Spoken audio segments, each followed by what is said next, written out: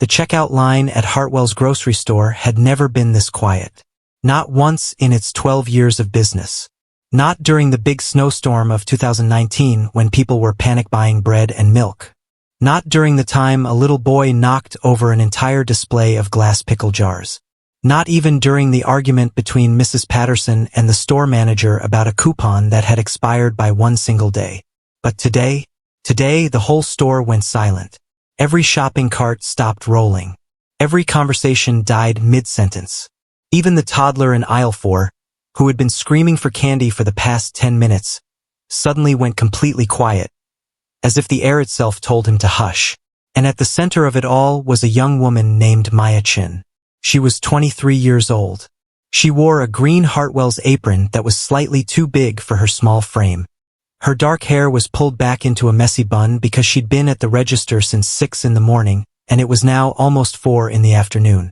There was a small coffee stain on her sleeve from her lunch break, and her sneakers had a tiny hole near the left pinky toe that she'd been meaning to fix for 3 weeks.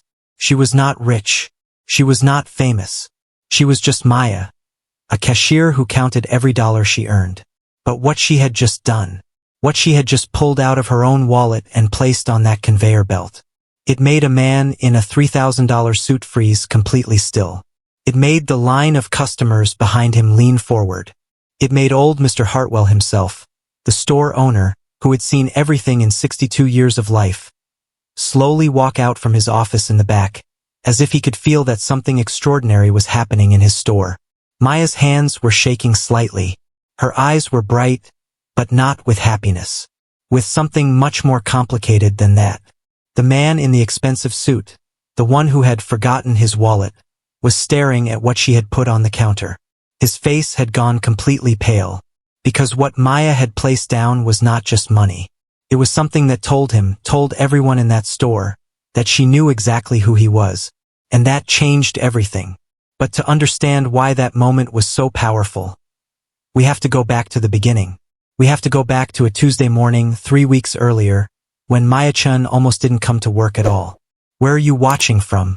Drop your city in the comments below. And if you're new here, welcome. Hit that subscribe button and let's get into the story. It was a Tuesday, which Maya always said was the worst day of the week. Not Monday, because at least Monday felt like a fresh start. Not Wednesday, because at least Wednesday meant you were halfway through. Tuesday was just Tuesday. Gray and unremarkable and long. She almost called in sick that morning. She'd been up until past midnight trying to figure out her budget. She had a notebook, an old green spiral notebook with a cartoon frog on the cover that she'd had since high school. And inside it, she had written out every single dollar she earned and every single dollar she spent. She was that careful with money. She had to be. Maya sent $80 home to her mother every single month. Her mother, Linda Chun, lived 4 hours away in a small town called Millbrook, and she had bad knees that made it hard to work. Maya never complained about sending the money. She just quietly made sure it happened every single month like clockwork. After rent, groceries, her phone bill, the bus pass, and the money to her mother, Maya usually had somewhere between $40 and $60 left over each month. She put half in a savings jar, a real jar, a mason jar with a red lid that sat on her kitchen counter, and the other half she kept as emergency money. The jar had $340 in it right now. She had been saving for 2 years. It wasn't for a vacation or new clothes or anything fun. She was saving because her mother needed a procedure on her left knee, and the doctor said it would cost around $2,000 after insurance. Maya had a long way to go, but she was getting there. Slowly, surely, dollar by dollar. So when she sat down at her kitchen table that Tuesday morning, staring at her green notebook, and realized that her landlord had quietly raised her rent by $50 without giving her proper notice, she felt the floor drop out from under her. $50 didn't sound like a lot. But for Maya, $50 was the difference between being okay and not being okay. She sat there for a long time just looking at the numbers. Then she closed the notebook, put on her Hartwell's apron, and went to work, because that's what Maya did. She showed up, even on Tuesdays. Hartwell's Grocery was a medium-sized store in a part of town that was somewhere between fancy and regular. It sat on the corner of Maple Avenue and 5th Street, right at the edge of a neighborhood where old brick apartment buildings were slowly being replaced by shiny new condos. The store had been there longer than any of those condos. It had wood floors that creaked in the middle and a bakery section in the back that made the whole store smell like warm bread on Saturday mornings. Maya liked working there. She liked the regulars. Old Mrs. Kowalski, who always bought exactly the same 7 items every Wednesday, and the teenage boy who came in after school to buy those spicy noodle cups that everyone was always talking about, and Mr. Okafor, who ran the dry cleaning shop next door and always came in for a coffee at precisely 10:15 a.m. She liked making people feel welcome. She was good at it. She remembered names. She remembered that Mrs. Kowalski's granddaughter was getting married in June and that the teenager, whose name was Damien, was saving up to go to art school. Maya paid attention to people. It was one of those things she did naturally, without even thinking about it. But on that particular Tuesday, her mind was half somewhere else. She was distracted.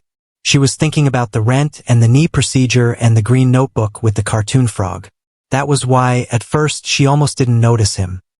He walked in at exactly 11:47 a.m. Maya noticed the time because she just looked at the clock above the entrance, counting down to her lunch break. The man was tall, maybe 6'2", with silver gray hair that was cut very precisely, the kind of haircut that costs more than most people's dinner.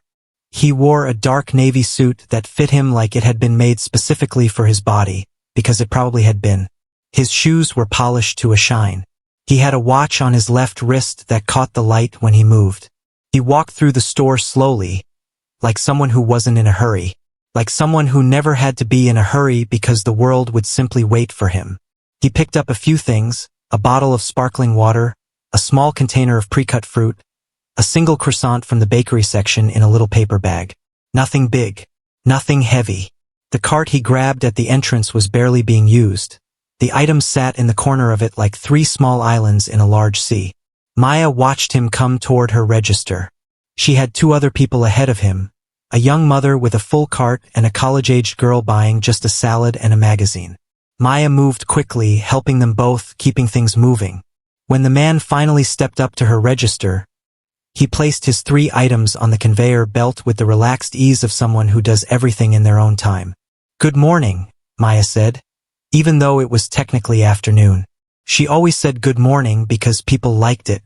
It made them feel like the day was still fresh. The man glanced at her briefly and gave a small nod.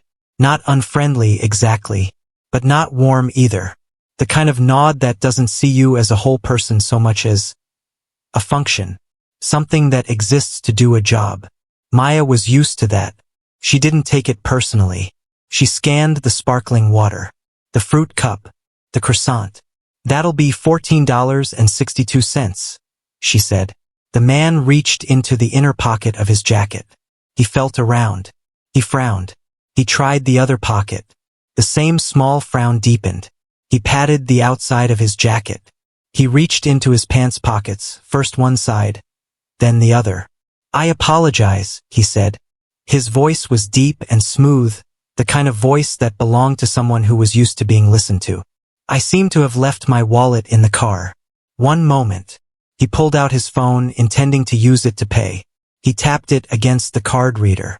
Nothing. He tried again. Nothing. He looked at the phone screen with a small flash of annoyance. "My payment app seems to be..." He tapped it again. One moment. The line behind him was beginning to build up. A woman with a cart full of groceries. A man in a delivery uniform, just a quick protein bar and a drink. A teenager with headphones around her neck. They were all waiting. Maya could see the slight tension in the man's jaw. Not panic. A man like this probably never truly panicked. But something close to frustration. The mild irritation of someone who was not used to things not working for them. "I can call someone," he said, half to himself, scrolling through his phone. "My assistant can." "It's okay," Maya said. And then she did something that surprised even herself. She opened her small register drawer. Not the store's cash drawer, but the little personal drawer underneath where she kept her things during her shift, and she took out her own wallet. "I'll get it," she said quietly. The man looked up from his phone. He stared at her. "Excuse me?" he said. "I'll cover it," Maya said. and she was already pulling out a 10 and a 5. It's fine. 1462, right? I've got it. The man's expression shifted. Something moved behind his eyes. Something that might have been embarrassment or surprise, or something else that was harder to name. That's really not necessary, he said firmly. I have people I can call. The line's getting long, Maya said. She said it gently, not meanly, just as a fact. It's okay. Really. And she put the money in the drawer before he could argue further. The man picked up his bag slowly. He looked at her one more time. Really looked at her this time, the way he hadn't bothered to look before. You didn't have to do that, he said, and his voice was different now, quieter. I know, Maya said simply. Have a good day. He walked out of the store. The woman with the full cart stepped up next. Life moved on. But Maya stood there for just a second longer than she needed to, watching the door close behind him. Something about the way he'd looked at her at the end. Something about his eyes. She couldn't figure out why, but she felt like she'd seen him before. Not in real life, maybe, but somewhere. She shook it off and went back to work. 3 days later, she remembered where she'd seen him. She was sitting in her apartment, eating toast and scrolling through her phone when a news article loaded on her screen. A business story. Something about a merger or an acquisition. She started to scroll past it because that kind of story was usually not for her, when the photo stopped her cold. It was him. The man from the store. The suit, the silver hair, the precise haircut. He was shaking hands with someone in the photo, and behind him was a wall of windows overlooking a city skyline. The caption under the photo read, Victor Hale, CEO of Hale Enterprises, finalizes major deal. Company valued at $3.2 billion. Maya put her toast down. She read the caption again. $3.2 billion. She sat back in her chair and looked at her mason jar on the counter. $340. She thought about the $14.62 she'd paid at the register. She thought about how she was now figuring out how to absorb a $50 rent increase into a budget that had almost nothing left to absorb. And she thought about the small nod he'd given her when he first walked up to the register. The nod that didn't quite see her as a person. She didn't feel angry exactly. Maya wasn't the type to get angry easily. But she felt something. Something that settled quietly in her chest like a stone dropping into still water. 2 more weeks passed. She didn't think about Victor Hale much after that. She had other things to think about. Her mother called to say the doctor wanted to move the knee procedure up to next month if possible, because her knee was getting worse faster than expected. Maya sat with that information for a long time, turning it over in her mind, trying to find a way to make the numbers work. She picked up 2 extra shifts. She made a pot of soup that lasted her almost the whole week so she could spend less on groceries. She went through her apartment looking for things she could sell, but she didn't have much. She didn't tell her mother about any of this. Her mother would feel guilty, and Maya refused to let her feel guilty. She just quietly kept working. And then, on a Friday afternoon, exactly 21 days after Victor Hale had walked out of Hartwell's grocery store, he walked back in. Maya was at Register 3. She saw him come through the door from across the store, and her whole body went still for just a moment. He was dressed the same. Another expensive suit, this one dark charcoal. The same perfect haircut. The same polished shoes. He moved through the store with that same unhurried certainty, like the world arranged itself around his steps. He didn't have a cart this time. He was carrying a small basket. And he was walking slowly but unmistakably directly toward Register 3.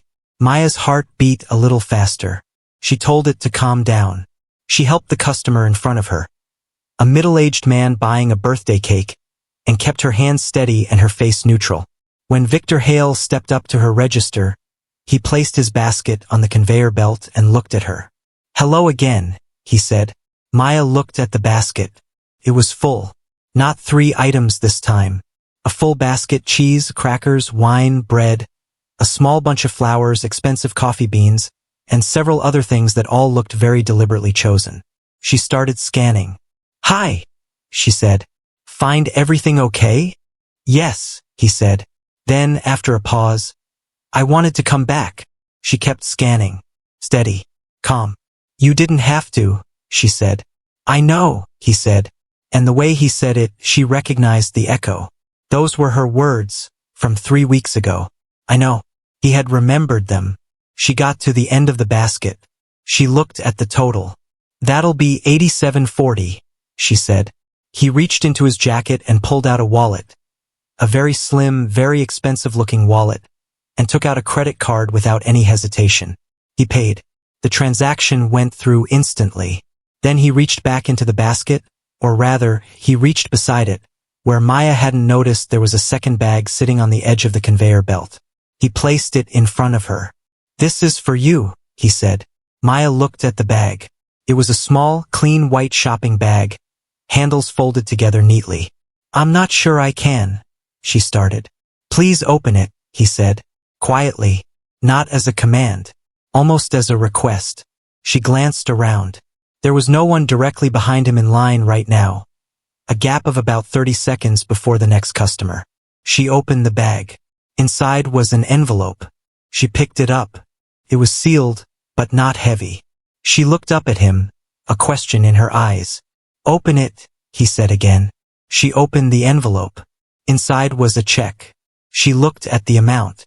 The number had a lot of zeros. Maya looked up at him. Her face had gone very still, the way faces go when a person is trying hard not to show everything that's happening inside them. I can't take this, she said. It's not charity, he said.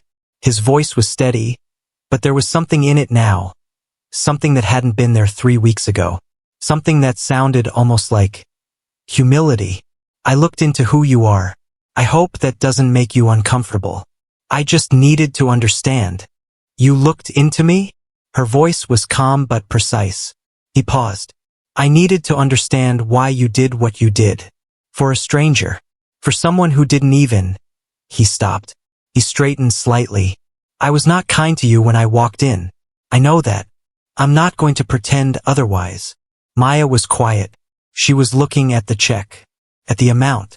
This isn't, she started. It's not enough, he said. I know that. You can't pay someone back for genuine kindness. But I found out about your mother. About the procedure. I have a foundation. What's in that envelope is. How did you find out about my mother? Maya said. And now her voice had an edge to it. Quiet and sharp at the same time, like a thin piece of glass. He looked at her.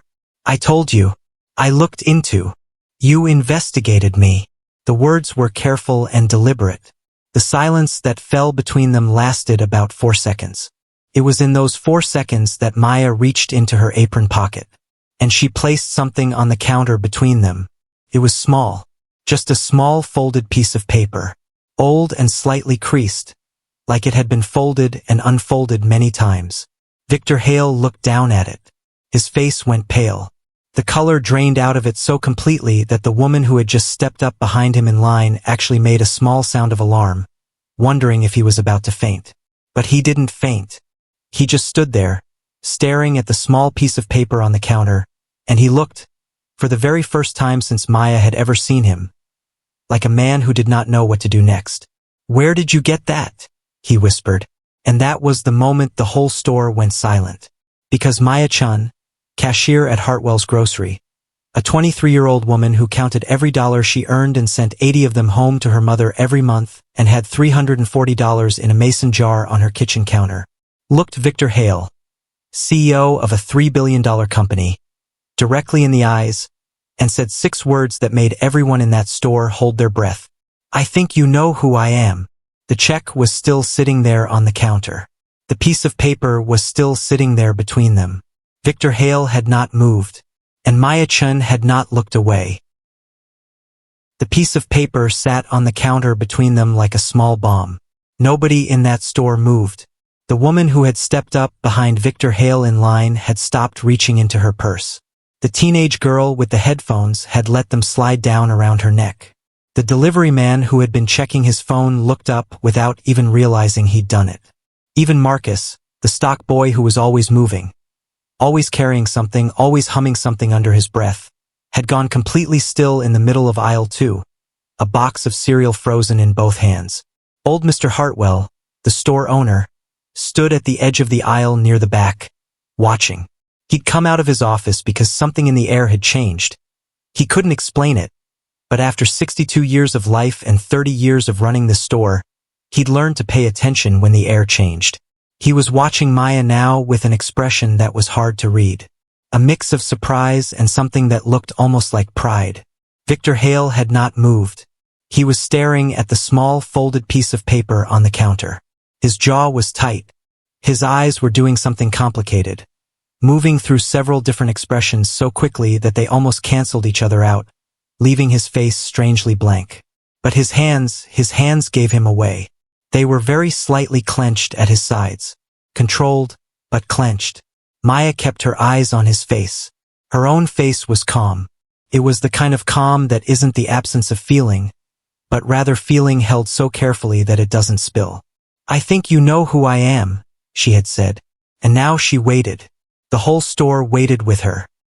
Victor Hale exhaled slowly through his nose. It was a small, quiet sound, but in that silence, everyone heard it. He looked at the piece of paper. He looked at Maya.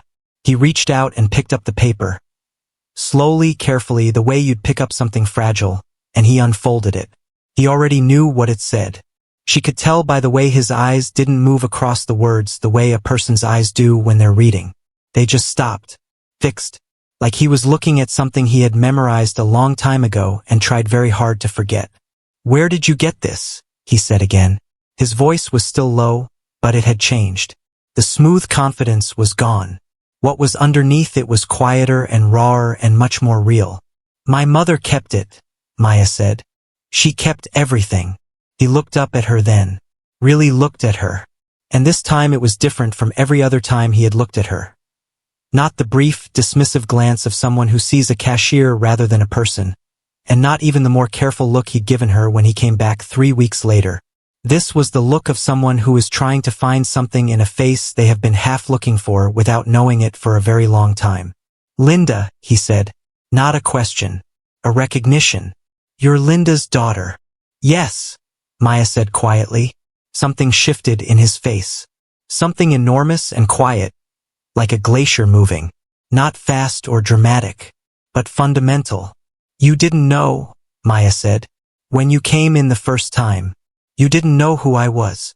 "No," he said. "I didn't." "But I didn't know either," she said. "Not right away. Not until I saw your photo in that article. And then," she paused.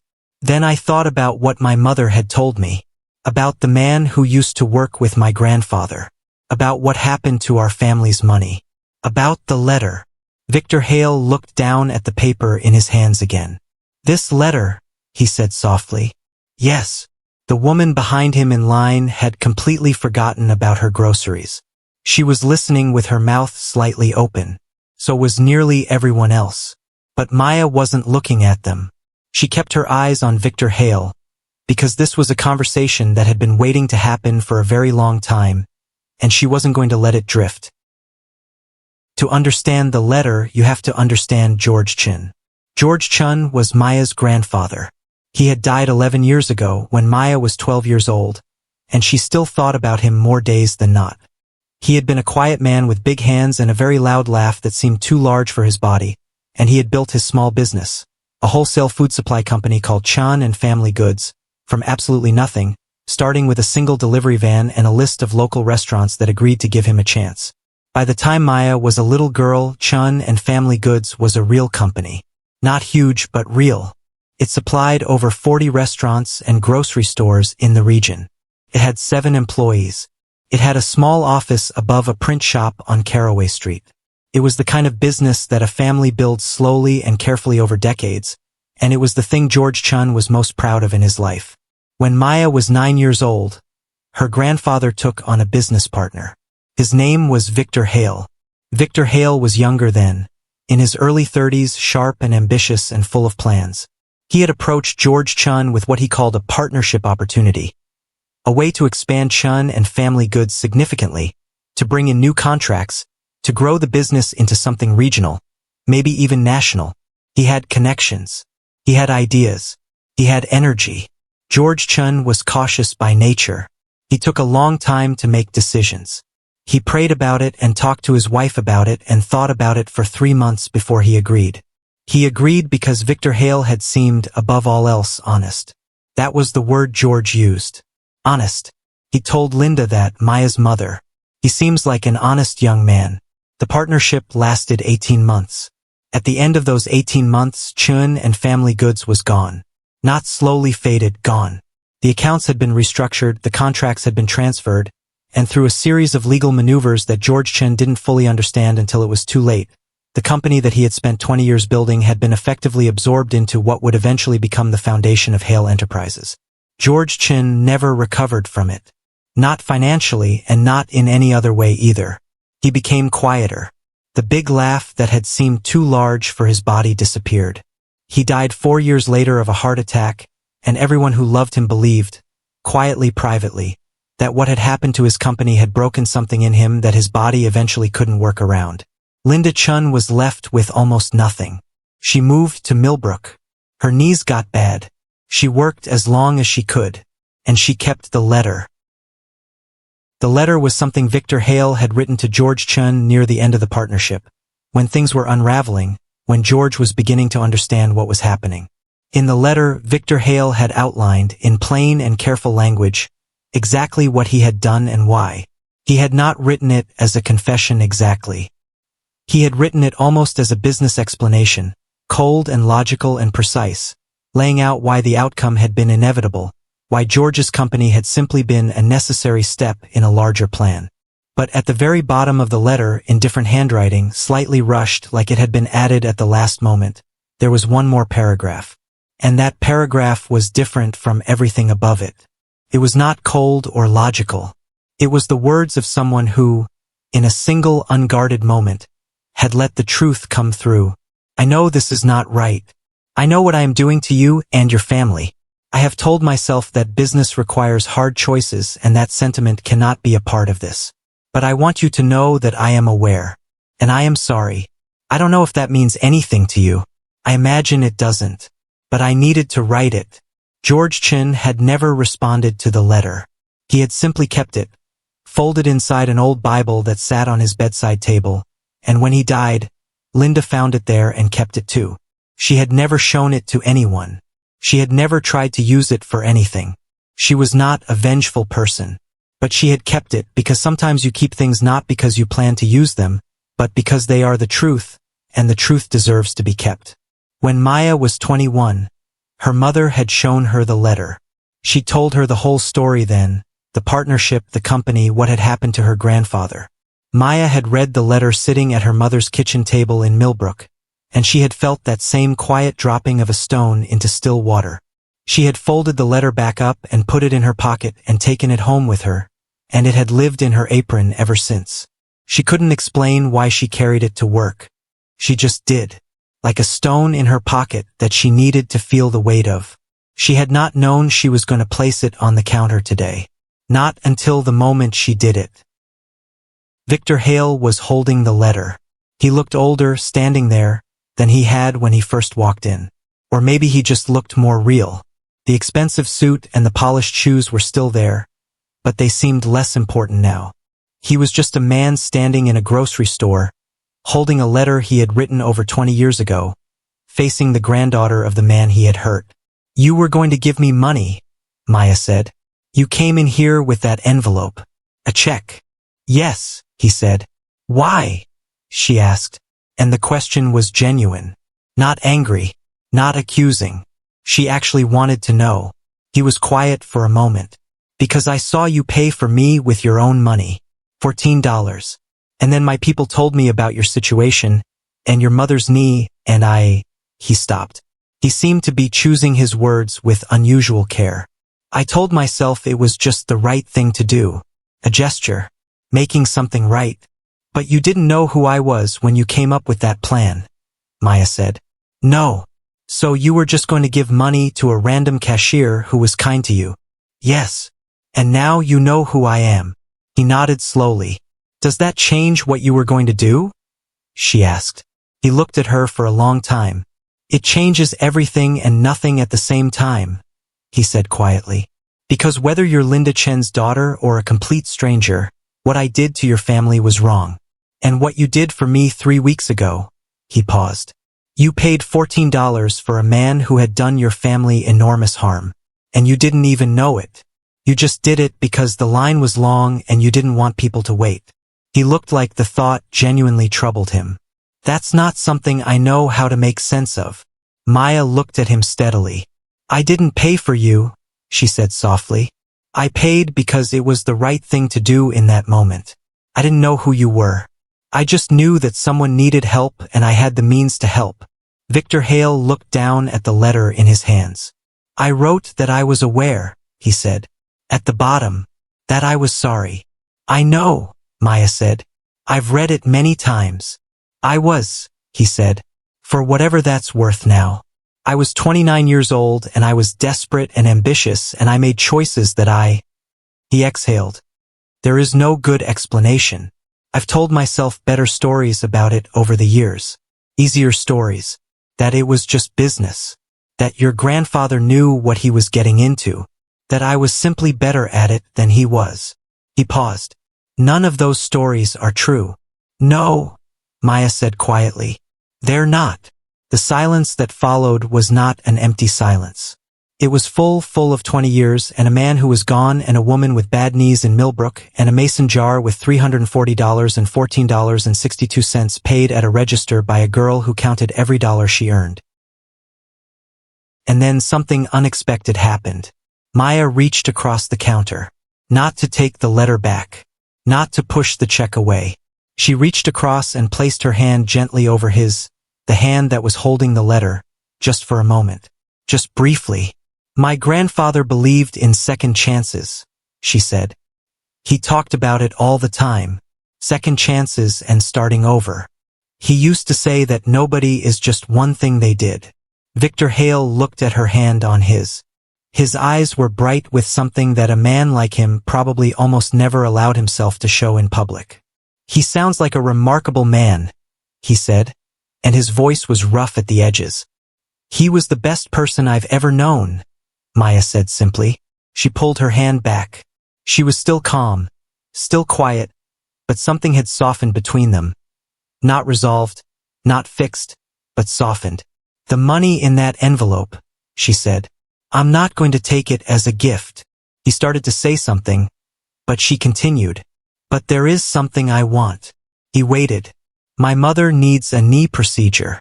Costs $2,000 after insurance. I have $340 saved. I need the rest." She looked at him clearly. "Not as charity. Not as payment for what happened to my grandfather's company. That's a much bigger number than that and we both know it, and I'm not sure money is how that particular thing gets made right anyway. But as..." She paused, finding the right word. "As one person helping another person. Like I helped you 3 weeks ago. Like a normal human thing between two people." Victor Hale stared at her. Something was moving behind his eyes again. But this time it wasn't complicated or hard to read. It was simply profound respect. The kind that catches a person off guard because they weren't expecting to feel it, and feeling it changes something in them. $1,660, he said. "Yes. To cover the procedure." "Yes." He put the letter down gently on the counter. He reached into his jacket pocket and pulled out a business card and a pen. He wrote a number on the back of the card. "That's my direct line," he said. "Not my assistant. Me. You call that number, and you tell me when your mother's procedure is scheduled, and I will make sure the payment is taken care of. Directly. Between us." Maya took the card. She looked at it. "Okay," she said. "And..." He hesitated. He looked like a man who was not used to what he was about to say next, like he was navigating unfamiliar territory. "If there is ever anything else, for you, not just your mother, I would like the chance to make a longer effort at making this right. Not all at once. Not with a big check. Just..." He seemed to be searching. "I have a foundation. We fund small businesses. The kind of businesses your grandfather built." Maya was quiet for a moment. "That would be something my grandfather would have appreciated," she said carefully. "Not for me, but in general. That you'd use what you built to help people like him." He nodded. There was weight in the nod. Real weight. "I know it's not enough," he said. "I don't think it ever fully can be." "No," she agreed. "But it's something." It was the woman behind Victor Hale in line who broke the silence first. She was in her 50s, with short silver hair and reading glasses pushed up on her forehead. She had a cart full of groceries and she had been standing completely still for, by this point, nearly 7 minutes. She began to applaud. It started quietly, just her hands, clapping softly in that silent store. And then the delivery man joined in. And then the teenage girl with the headphones. And then the woman with the full cart, and the couple by the frozen foods who had wheeled their cart over slowly to see what was happening. And the stock boy Marcus who had set down the box of cereal at some point and was now just standing there in the aisle with his hands free. And old Mr. Hartwell at the back of the store, who pressed his lips together and nodded once and clapped along with everyone else. It wasn't a loud, stadium kind of applause. It was quiet and sincere. The kind that happens when people witness something real and want to acknowledge it without overpowering it. Maya felt her face go warm. She looked down at the counter for a moment, gathering herself. Victor Hale picked up the letter from the counter. He looked at it one more time. Then he held it out to Maya. "This belongs to your family," he said. She took it. She folded it carefully along its old crease lines and put it back in her apron pocket, where it had lived for 2 years. "Thank you for coming back," she said. "Thank you for being here," he replied.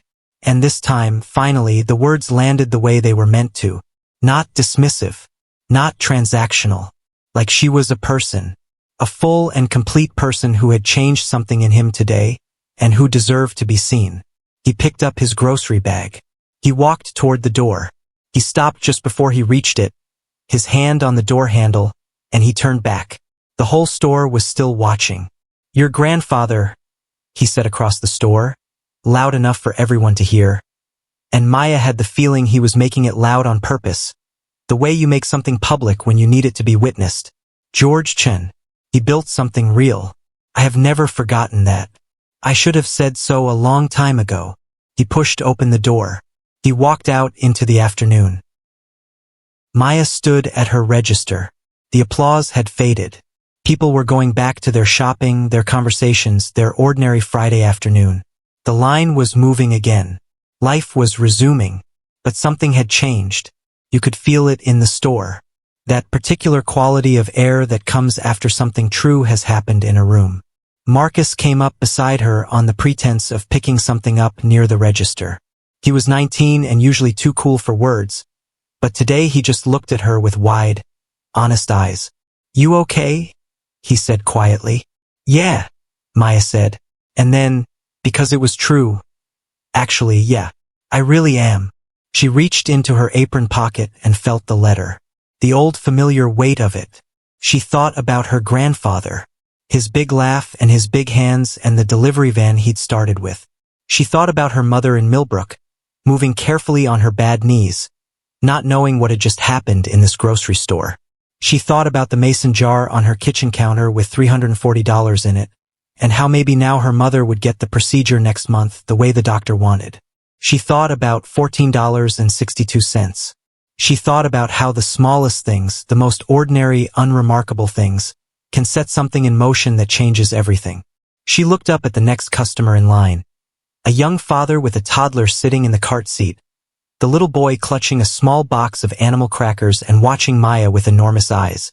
She smiled at him. A real, full smile. "Hi there," she said to the little boy. "I love those animal crackers. Good choice." The toddler broke into a giant grin and held up the box proudly. And Maya Chen went back to work. The lesson. Sometimes the people with the least give the most freely. And sometimes the universe has a way of making sure that kind of giving doesn't go unnoticed. Maya never planned to change anyone's life that day. She just looked at a long line and a confused man and $14 in her wallet. And she made the most human choice she could. That's all it was. That's all it needed to be. George Chen would have been proud. If the story moved you, please subscribe to this channel to support our growth. We pour our hearts into every story we tell, and your support is what keeps us going. Hit the like button. Share this with someone who needs to hear it today, and drop a comment. Tell us what part of the story hit you hardest. We read every single one. Thank you for watching. See you in the next story.